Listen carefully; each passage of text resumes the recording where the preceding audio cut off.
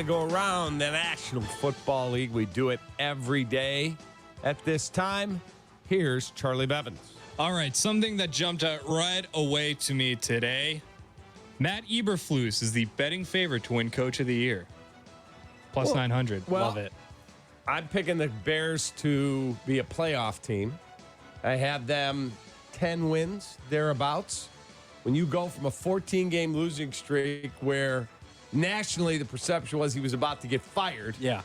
And he's probably going to get a contract extension if what I'm projecting or predicting happens. Oh, yeah. Yes, he's right there. So if they win double-digit games, if they make the playoffs, if their defense is as good as it was at in the second half of last year, if Caleb Williams wins Rookie of the Year, he is absolutely winning Coach of the Year. No question. You're right. He is absolutely getting an extension. For sure. Yes. They probably line both. They probably line Poles, Eberflus, and Caleb all up, right?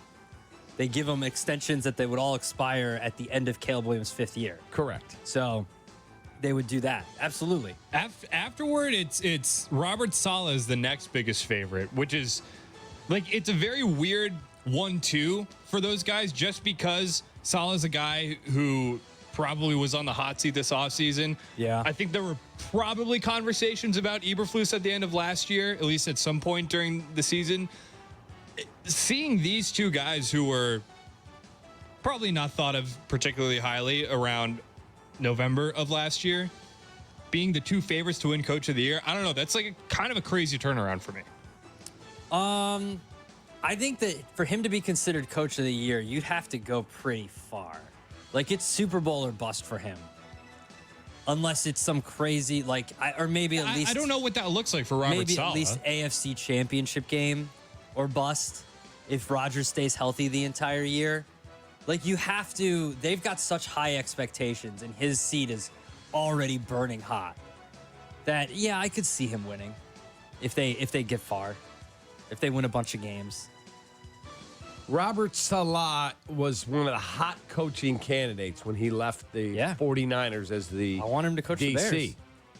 And it has been a dismal failure while he's been there. I don't know if it's necessarily, but you can't really... I mean, they put everything into Aaron Rodgers last year, and when he gets hurt in the first game, like did you win or did you lose? Okay, so if Caleb Williams gets hurt in the first game and they lose because it's Tyson Bagent out there for the entire season, that's on Matt Eberflus? It's part of pro sports, man. No, I understand that, but the quarterback position in the NFL, if you lose your starting quarterback, any team for an extended period of time, you're screwed. So is Andy Reid going to get fired if Patrick Mahomes Andy Reid's loses? a Hall of Famer at a different level. But my point is that it shouldn't, like if your quarterback goes down in the first game and you're playing the rest of the season with Zach Wilson and managing that situation, like that's tough to do. You're not going to win a bunch of games like that. The Colts almost got to the playoffs without Anthony Richardson last year. Right. The Browns did it with four different quarterbacks. If you're a good coach, you can make it work, I think. You can't be a disaster. I think that's being a good general manager and having a better backup to your starting quarterback. Whereas they were kind of stuck with Zach Wilson because the front office drafted him. They had Flacco the year before. Yeah, but Flacco went on a crazy run. I don't think if Joe Flacco has to come in again this year, he's doing the same thing he did last year. He's still assembling the staff. He's still bringing in the offensive coordinator, Nathaniel Hackett. I mean, I don't know. The Saleh thing is just a little, it's just always been odd to me because you're right. His defense is always very good. I never know what to do with a guy like that where they pin everything onto the court, like all their season basically on the quarterback and don't really know who to blame if that quarterback doesn't work out. Yeah, no, I agree. I think it's tough because again, it's the most difficult position to play in sports, and if you lose your starter, you're basically screwed. All right. But if he goes down, Rodgers, game 1 again, heaven forbid, and they finish 6-11, Robert Saleh's done. All right. I mean, it might be because Aaron Rodgers wants him out. Coach killer. Maybe. Charlie. All right, on Friday, we discussed PFF's position group rankings where they had the Bears secondary ranked 19. They also released their offensive line rankings. Can you guess where, if I told you the over-under was 10.5, where would the Bears be? On the Bears, on PFF's offensive line rankings? Correct. I already saw this. I know the answer, so go ahead, Cap. It should be like 12, somewhere in there. They're You're 11. basically on the dot, 11. Yeah. So this is interesting to me because they're one spot behind Dallas and one spot ahead of the Chargers. Does that sound right? Like, do you think that they're about that? And can you win? Can you compete for a division with the 11th best offensive line? Yeah, you can compete for a division with a top half offensive line. No offensive question line about it. No offensive line is perfect. There's not a What single. the Eagles have had the last few years with Lane Johnson, Hall of Famer, Jason Kelsey, Hall of Famer. Like, that's rare. That is a 1 in a million. Exactly. So, yes, you can compete with that. Absolutely. I think, too, that it shows that they're not as bad as people think. Like, I know that the guy that normally sits in Charlie's chair, Shane Norling, will say that sacks are a quarterback stat and that Justin Fields ran into more sacks than they much more than they would have liked him to. Yes. Throw the ball, get rid of the football, stop diving headfirst into the offensive line to hope he can pick up a few. Like, it's not sustainable. And I think having Caleb Williams will instantly make the offensive line better. Having more depth behind those guys will instantly make the offensive line better. And guys will tell you even more playing time together makes the offensive line better. It takes years for an offensive line to gel and play. And this team didn't have that because they were hurt so often last year. I thought we were trading it for a Hall.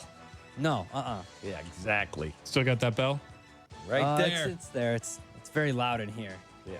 It's not as loud when you hear it from out there. No. Charlie.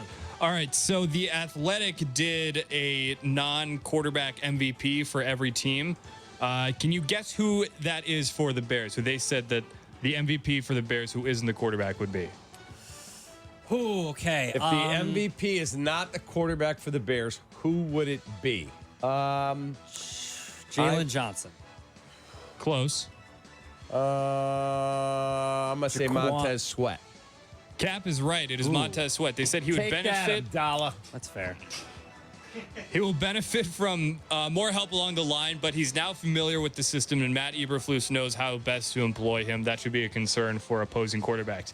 I think the arrow should still be pointing up for Montez Sweat. I don't think, like, last year was probably his best season in the NFL. I don't think when all is said and done, it will have been his best season in the NFL, just because another year in this system, another year of guys developing along the defensive line. They need another rush edge. See, and that's why I wasn't gonna say Montez Sweat, because I don't think he'll be as successful, because Yannick Ngakoue is, as of right now, is not on the other side, and you don't have two elite edge rushers. I want 2 more roster moves made. Okay. I want Yannick Ngakoue back, or some reasonable facsimile if you're able to acquire one. Yeah. And I want, if he passes his physical, Connor Williams, the center from the Dolphins, who's out there coming back from ACL. Yeah. Okay. There's one more I'd like to make, but people didn't like it when I talked about it. What I would was like it? them. He's not going to take the deal, but I would sign Ryan Tannehill for the conversation we had last. Correct, but he does not want to back up. I know he doesn't. Right. But if no one signs him, then go to him and say, hey. No, he's apparently going to wait. I know. Like Someone will get Flacco hurt. did. Yeah, someone will Right. get hurt. I know. And then he'll come in and start. I know.